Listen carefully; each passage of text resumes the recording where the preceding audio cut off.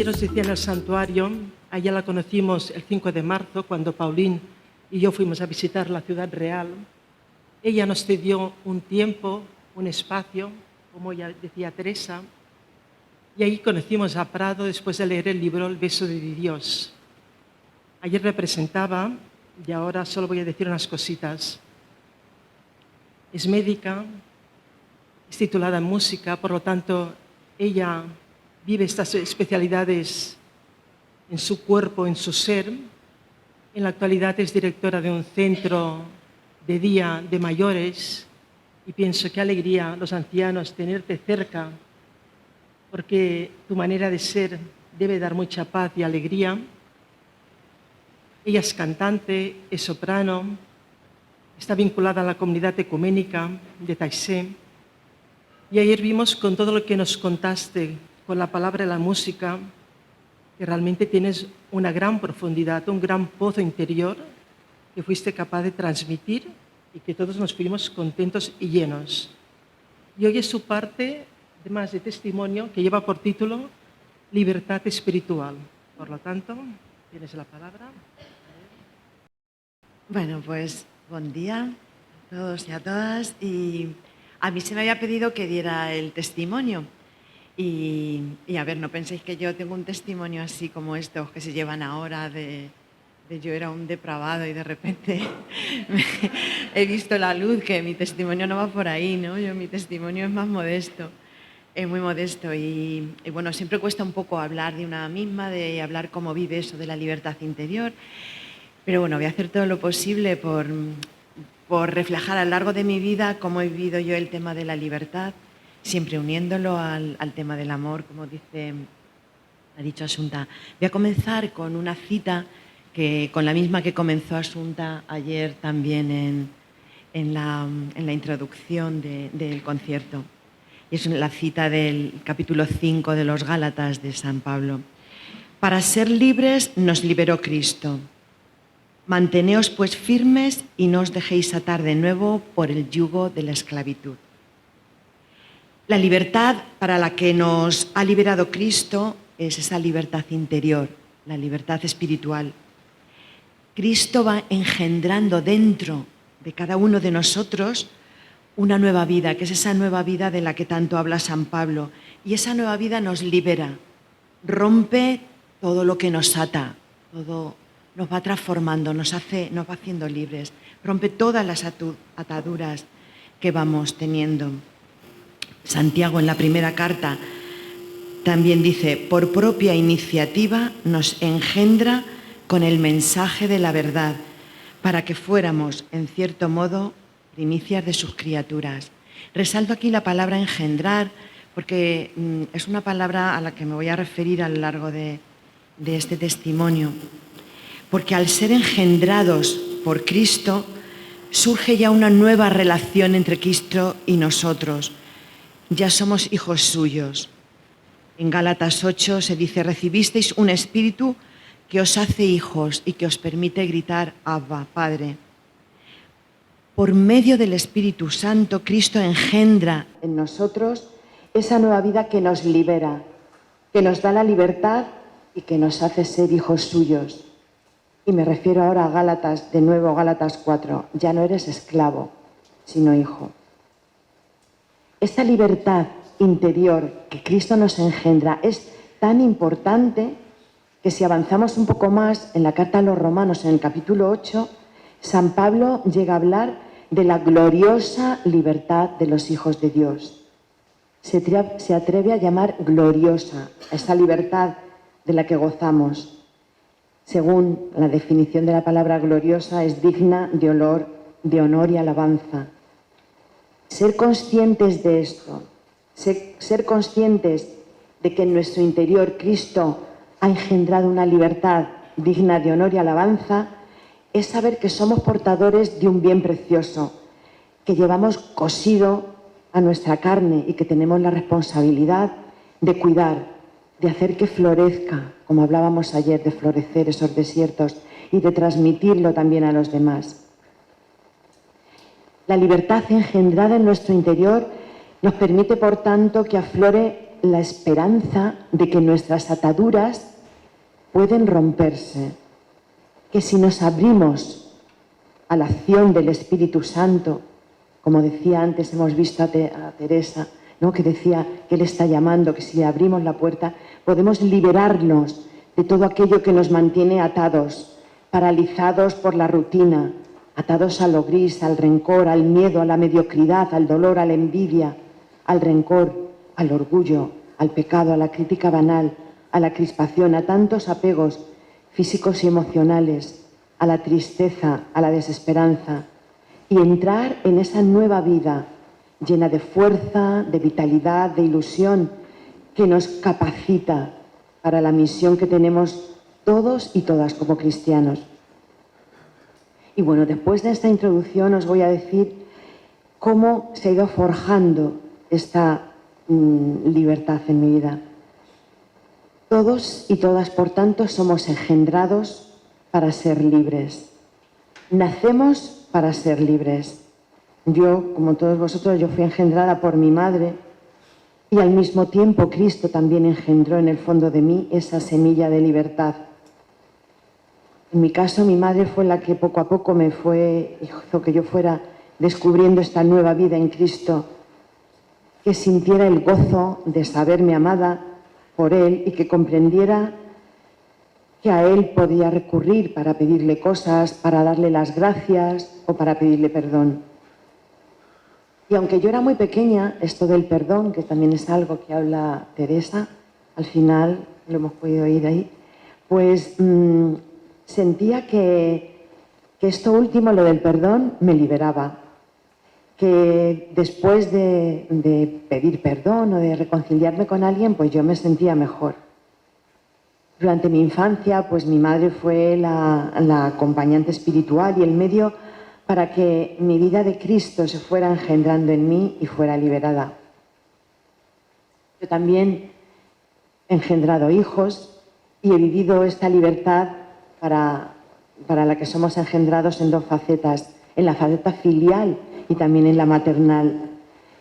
Siendo madre he podido atisbar lo que podemos significar para Dios, lo que significa ser hijos de Dios. Amando a mis hijos he podido intuir un reflejo de ese amor hacia nosotros, quien también nos hace hijos suyos y nos libera. Y también he tenido la responsabilidad de ayudar a engendrar en ellos la nueva vida de Cristo. He vivido, por tanto, esas dos maneras de engendrar, la filial y la maternal. Para poder vivir plenamente esta libertad engendrada por Cristo en nuestra vida, es necesario tener un encuentro personal con Él. Ese encuentro es lo que va a dar sentido a nuestra vida y es lo que nos hace libres para vivir, para creer, para crecer, para ser, para sanar y libres para amar. En todas nuestras historias personales, si vosotros revisáis o revisamos cada uno la nuestra, siempre hay circunstancias que como por arte de magia confluyen y nos conducen a ese preciso lugar donde nuestra existencia cobra otro sentido. Cuando yo era adolescente, pues fui con mis hermanos que eran bastante más mayores que yo, pues una noche buena, pues fui a una misa que había para jóvenes, fui con ellos. Y en esa Eucaristía, pues fue el primer encuentro personal que yo tuve con Cristo. Ahí descubrí un rostro de Jesús más cercano a los débiles, a los pobres. Y me impactó tanto que la nueva vida para la libertad que ya se ha ido engendrando en mi interior, se tejió de mí de tal manera en mi existencia que ya nada pudo separarla de mí. Y ahí ahora cito otra cita de Romanos 8, que nada puede separarnos del amor de Dios en Cristo.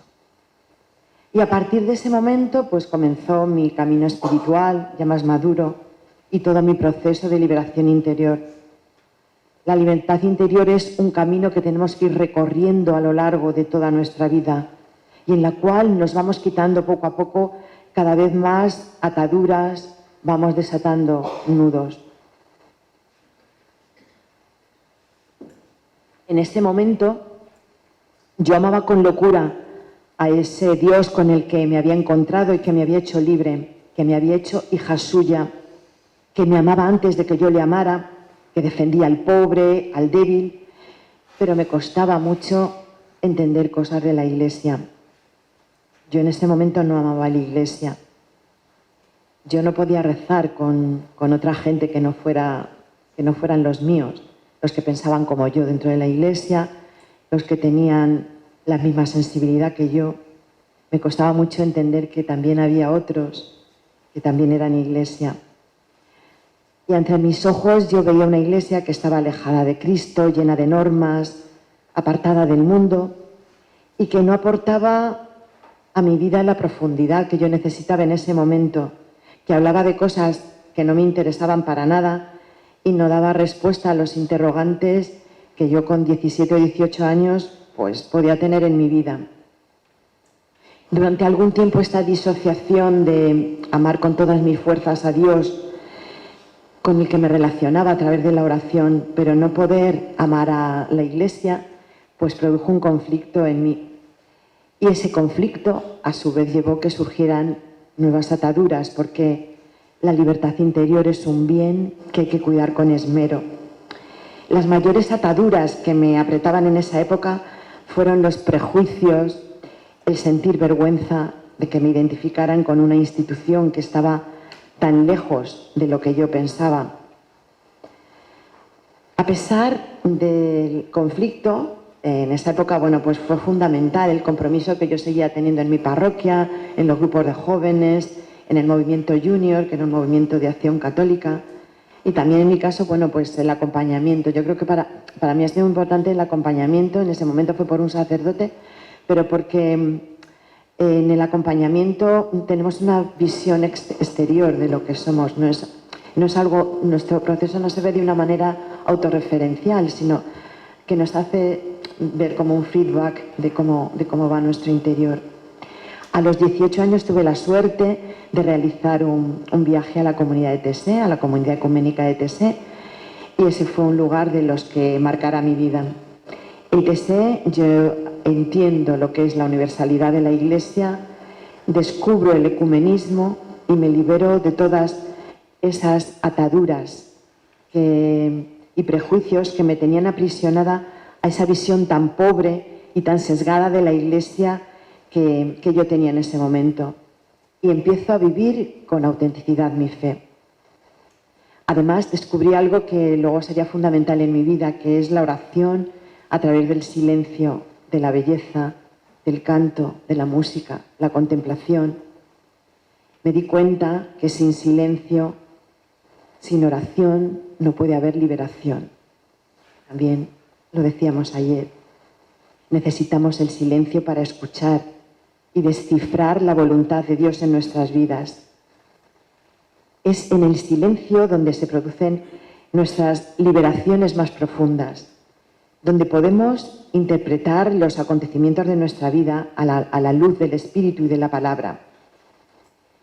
La espiritualidad y la oración es el medio para que nazca esta nueva vida en Cristo que Cristo engendra en cada uno de nosotros para ser libres y para vivir de verdad la verdadera liberación. En el silencio también es el lugar donde se nos habilita para la misión y comprendí entonces que la contemplación siempre tiene que estar unida a la misión.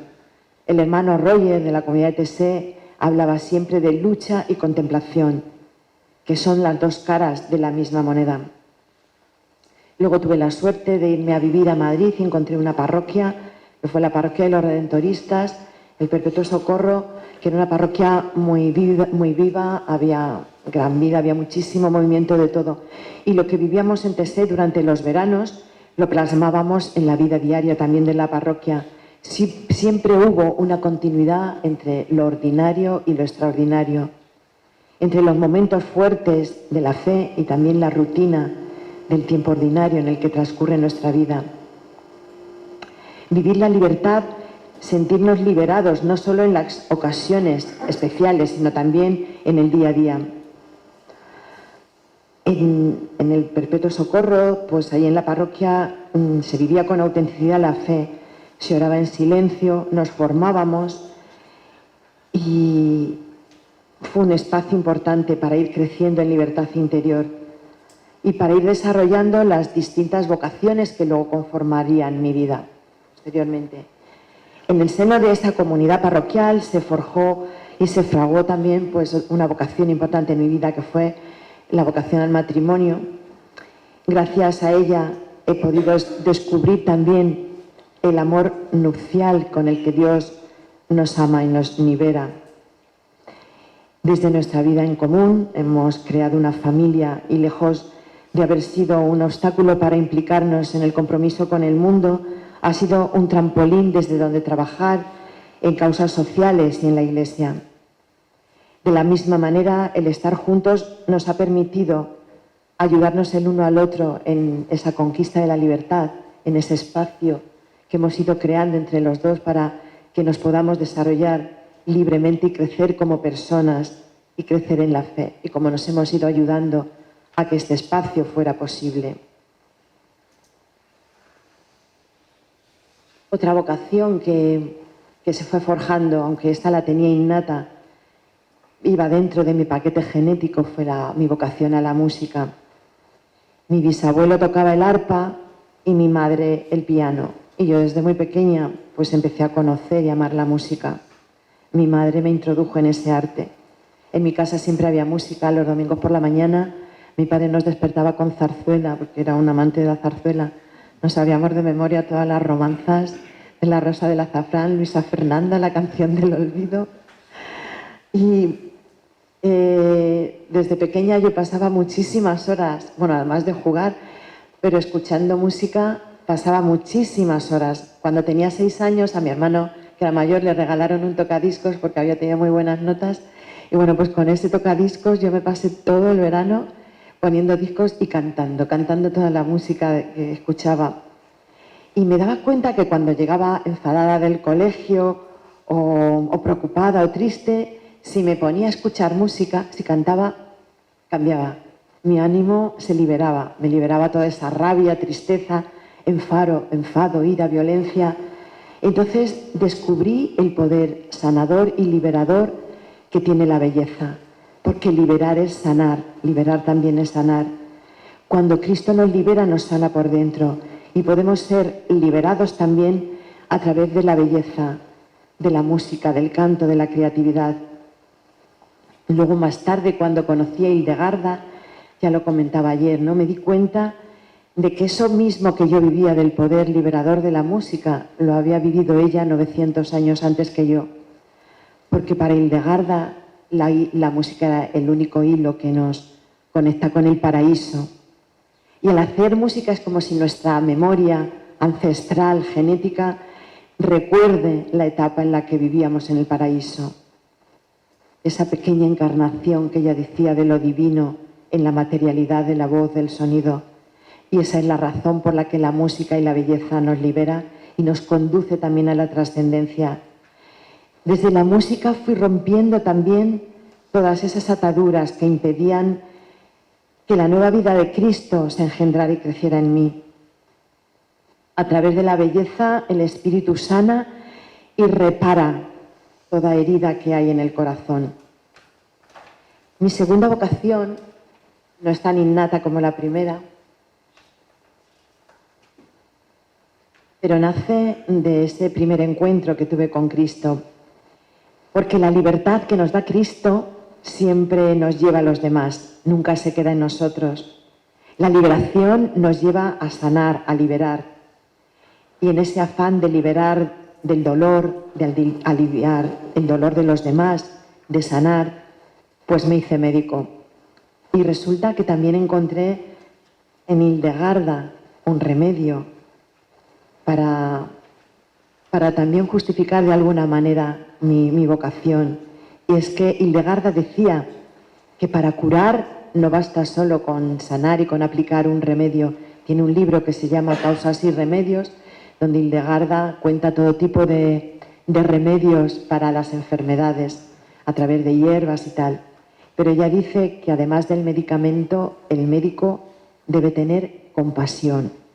ponerse en el lugar del otro, abrazar la debilidad del otro e intentar comprender esas situaciones que a veces nos irritan, que nos ponen a prueba de paciencia, y desde ahí liberarle al otro, liberarle también de sus angustias, de sus exigencias, sanarle también por dentro. Hildegarda inauguró en pleno siglo XII lo que hablamos de la humanización de los cuidados. Y esto no vale solo para los médicos, porque todos somos cuidadores, todos en algún momento de nuestra vida hemos tenido que cuidar y tenemos que cuidar. Cuidar es algo que nos libera. Tenemos que cuidar de nuestra familia, de nuestros hijos, de nuestros nietos, de nuestros padres, de nuestros abuelos. Cuidar de nuestro barrio, de nuestro entorno, de nuestra parroquia, de nuestro ayuntamiento, de nuestro planeta. Cuidar, sanar, liberar. Igual que Cristo también nos cuida y nos sana a nosotros. A Jesús en el Evangelio lo vemos curar a mucha gente. Curar también es liberar. Está plagado de curaciones, de liberaciones. Igual que Él se compadecía de ellas porque andaban como ovejas sin pastor. Cuidar también es saciar ese hambre interior, esa necesidad de liberación, esa necesidad de trascendencia que también hay hoy, que también vemos hoy. Y es que sanar a otros también nos libera a nosotros. Nos libera del egoísmo, de pensar que somos el centro del mundo. Nos libera de nuestra comunidad, de nuestra comodidad, de nuestros rígidos esquemas. Somos liberados también cuando liberamos. Y el cuidado se vive así también como una liberación. Dios nos hace también libres a través del cuidado a los demás. Partiendo de ese convencimiento de que cuidar también nos libera en un momento determinado de mi vida, me ofrecen la posibilidad de que vaya en la candidatura al ayuntamiento de Daimiel, donde yo residía, en las elecciones municipales. Yo no había participado nunca en política, no militaba en ningún partido político, pero entendía que Dios me estaba hablando por ahí y que me daba una oportunidad para que la libertad fuera también posible, para poder engendrar también esta libertad de Cristo en otros, para poder cambiar aquello que no permite a los demás vivir en libertad, para poder liberar del dolor, de la precariedad, de la falta de recursos sociales, de la desigualdad, de la injusticia, de la violencia, del edadismo, del rechazo al diferente, de las heridas de nuestro planeta, de la soledad. Liberar también para que el sueño de Dios sea posible en nosotros y en los demás. ¿No os podéis imaginar el instrumento de liberación tan poderoso que hay en la política, tan denigrada hoy en día? Y ahí es donde surge mi vocación política, mi vocación como cristiana en la política, que es algo que nos debería también interpelar a todos. Porque si hoy la política está denigrada es porque tampoco estamos los cristianos en ella metiendo nuestros valores. Entonces eso es algo que sí que nos deberíamos plantear. Toda la doctrina social de la Iglesia habla de la participación de los cristianos en la política, desde el Concilio Vaticano II en la Gaudium et Spes, que llega a hablar incluso del noble arte de aquellos que participan en política, de la caridad política como la forma más sublime de amor, llega a decir la Gaudium et Spes. No podemos vivir la fe sin mediaciones. Y la política es una macro liberación que abarca a mucha gente. Liberar a muchas personas a la vez. Una norma, un decreto, una ley tiene el poder de liberar a muchísimas personas porque afecta a mucha gente. El Papa Francisco en Evangelii Gaudium dice: la política tan denigrada es una altísima vocación, una de las formas más preciosas de la caridad, porque busca el bien común. Y a partir de ahí mi discernimiento en ese momento, fue un momento fuerte de discernimiento, pero tuvo una primera base. Una de las primeras bases que yo utilicé para mi discernimiento y para ser libre en esa decisión que iba a tomar fue precisamente el misterio de la encarnación. La palabra se hizo carne y acampó entre nosotros. Juan 1. Tomar conciencia de esa afirmación, que Dios se haga uno de nosotros, supone que a través del hombre también hay un camino para llegar a Dios, para descubrir a Dios y para generar esa liberación de Dios también en nosotros. Y el misterio de la encarnación no es algo que ocurrió en el pasado, sino que sigue aconteciendo hoy cada vez que consentimos que la acción del Espíritu Santo se haga carne también, se haga verdad histórica en nosotros.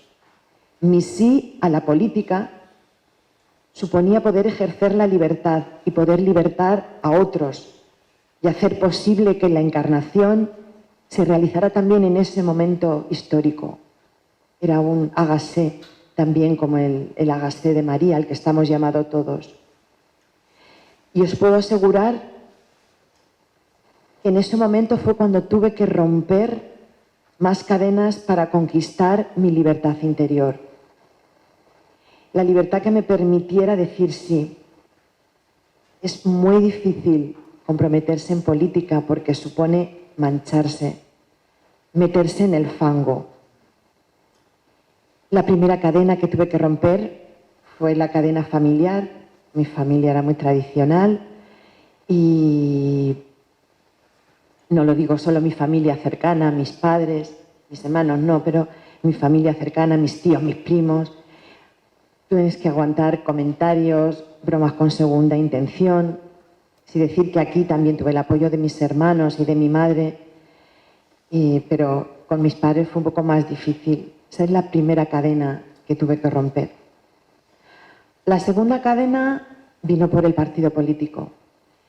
Yo me sentía un poco más... el partido político al que iba a representar era el PSOE. Yo en ese momento me sentía un poco más a la izquierda.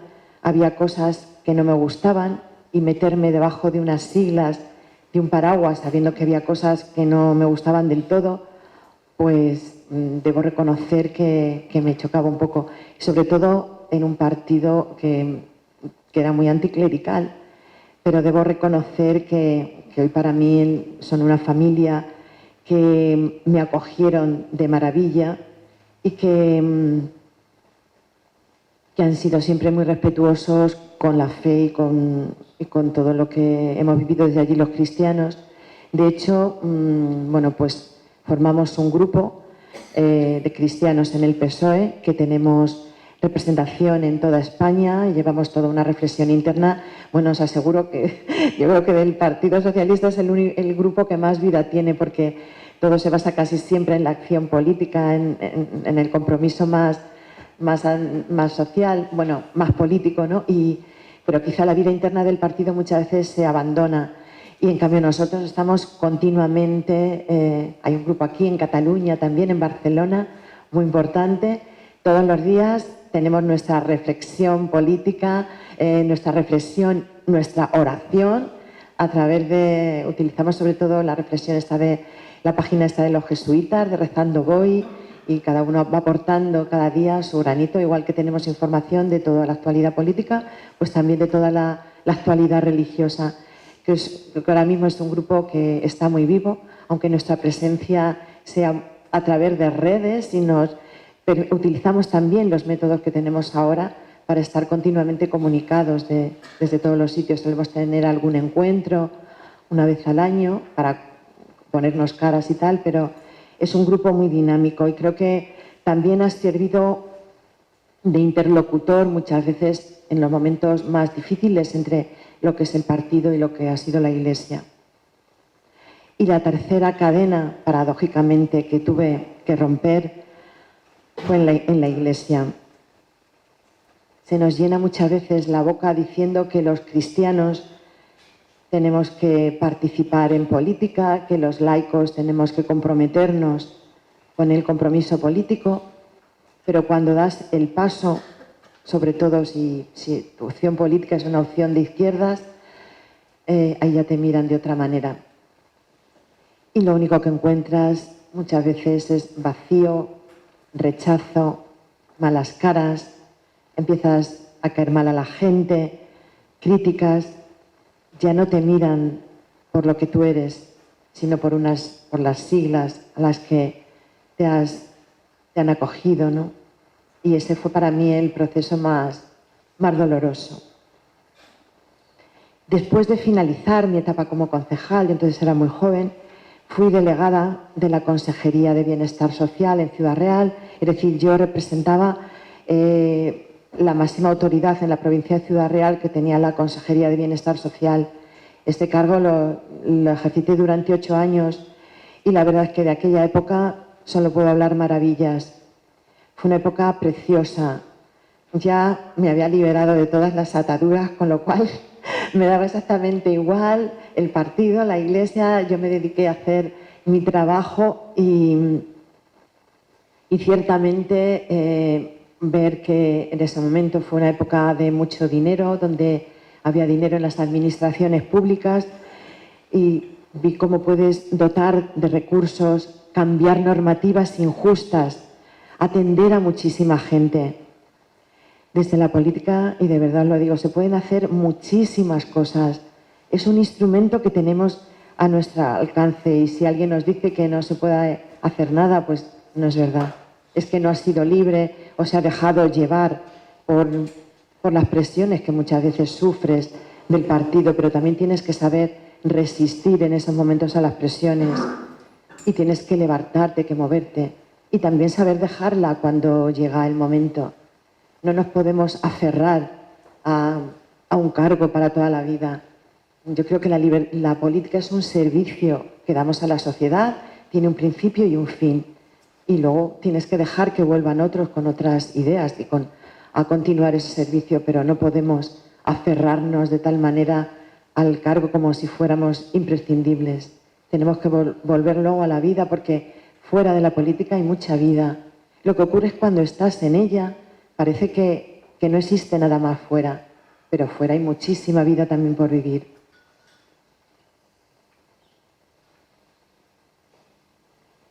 Y luego, en todo este proceso de liberación, de libertad interior, pues llegó para mí a su cenit con el descubrimiento de las beguinas.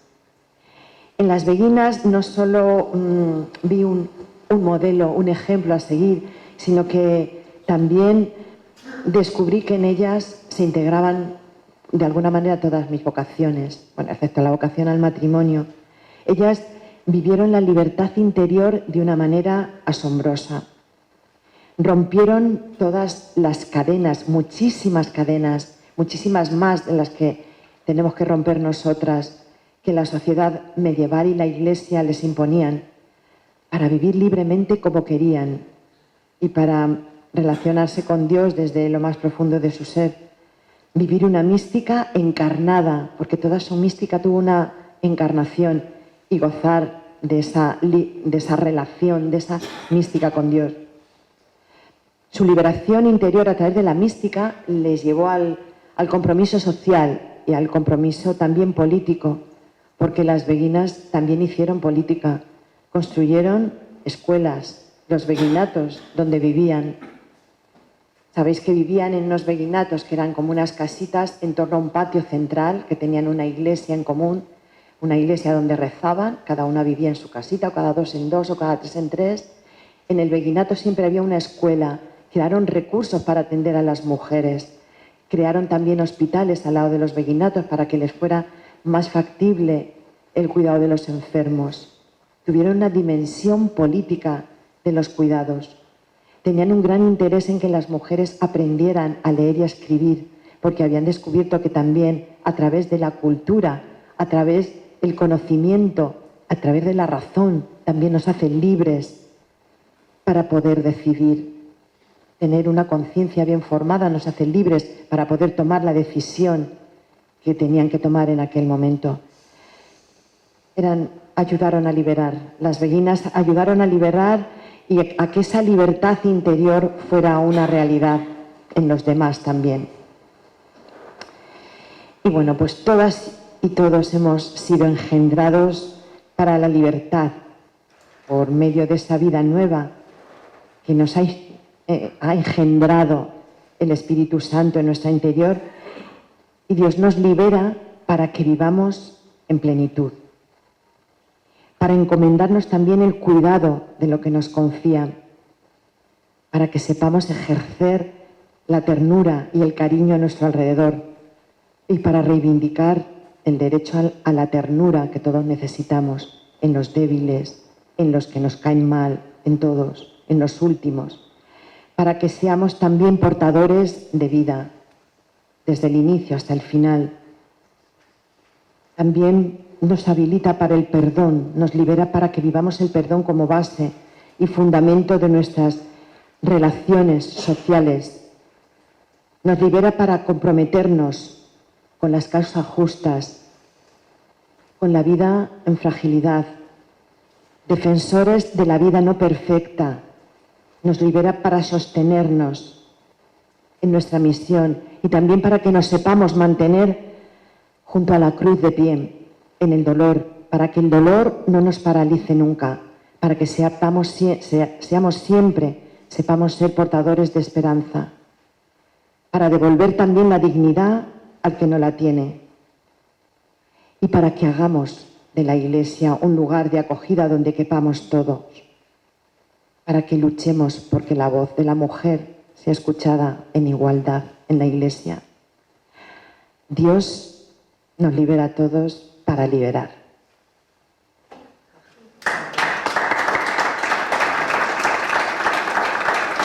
Gracias.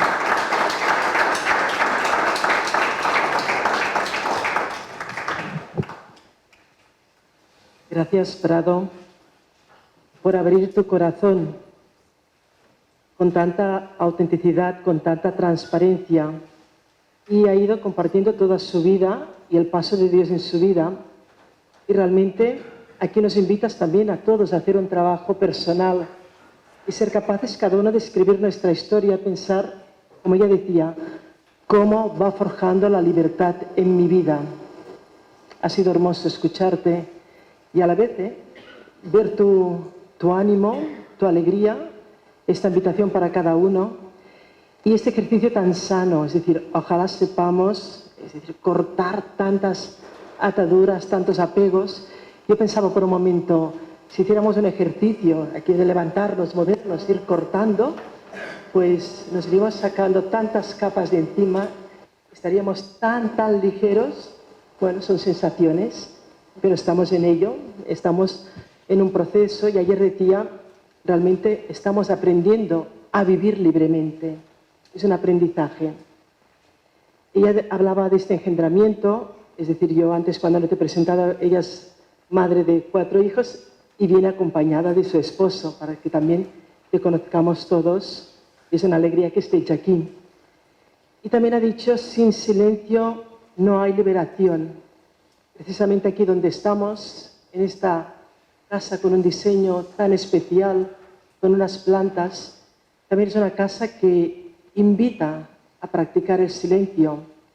Nosotros, nuestro grupo, también deseamos vivir el silencio y desde el silencio es cuando realmente uno se escucha. A veces solo escuchamos el pálpito, pero es esta posibilidad de abrir la puerta a Dios y escuchar qué desea Dios, escuchar su voluntad, pero también somos practicantes de este silencio que nos ayuda a liberarnos, a despojarnos.